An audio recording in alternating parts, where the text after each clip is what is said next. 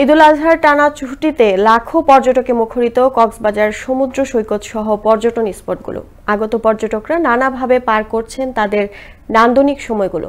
এদিকে আগত পর্যটকদের ভ্রমণ নিরাপদ ও নিশ্চিত করতে সৈকত সহ পর্যটন স্পটগুলোতে মোতায়েন রয়েছে ট্যুরিস্ট পুলিশ ও আইন শৃঙ্খলা বাহিনী। এ নিয়ে আমাদের কক্সবাজার জেলা প্রতিনিধি এস্তে ফারুকের তথ্য ও ভিডিও চিত্রে বিস্তারিত জানাচ্ছেন জয়নাল আবেদিন। ঈদের টানা ছুটিতে আনন্দ ভাগাভাগি করতে পরিবার প্রিয়জনদের সাথে নিয়ে পর্যটকরা দল বেঁধে ছুটে এসেছে বিশ্বের দীর্ঘতম সমুদ্র সৈকত কক্সবাজারে। ইতোমধ্যে শহরের ৫ শতাধিক হোটেল মোটেল জোনের প্রায় শতভাগ রুম বুকিং হয়ে গেছে।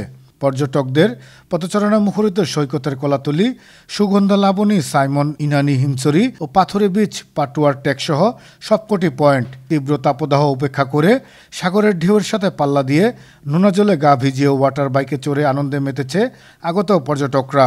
ইট পাথরের শহরে বন্দী থাকা মানুষগুলো বিশাল সাগর আর মুক্ত আকাশের নিচে জানালেন তাদের অনুভূতির কথা। সমুদ্র সৈকতে প্রচুর পরিমাণে ভিড় এবং লোক সমাগম, চারদিকে শুধু হইচই। পরন্ত বিকেল বেলা ঘোড়া চড়ার আনন্দটা সত্যি প্রকাশ করার মতো না, অনেক আনন্দজনক। এটা আমাদের অনেক বেশি আনন্দ লাগতেছে। যেখানে আইসা যে পাথরের সাথে সমুদ্রের যে ধাক্কাটা, এটা একটা অসাধারণ অনুভূতি। এটা আসলে বুঝানোর মতো না, মানে মানুষের যন্ত্রণা দেখা গেছে না। সৈকতে গোসল করতে নামা পর্যটকদের নিরাপত্তার বিষয়ে যেমনটি জানালেন এই লাইফ গার্ড কর্মী।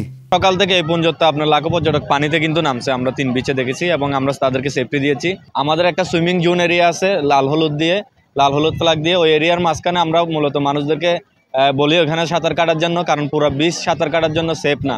আগত পর্যটকরা যাতে কোনো ধরনের হয়রানির শিকার না হয় তাদের সার্বিক নিরাপত্তায় কাজ করছে ট্যুরিস্ট পুলিশ, এমনটাই জানালেন পুলিশের এই কর্মকর্তা। আমরা আসলে 3 স্তরের নিরাপত্তা নিশ্চিত করেছি। হোটেল মোটেলে যদি কোনো পর্যটক হয়রানি হয়ে থাকে, কোনো অভিযোগ পেলে আমরা অভিযোগের সাপেক্ষে ব্যবস্থা নিচ্ছি।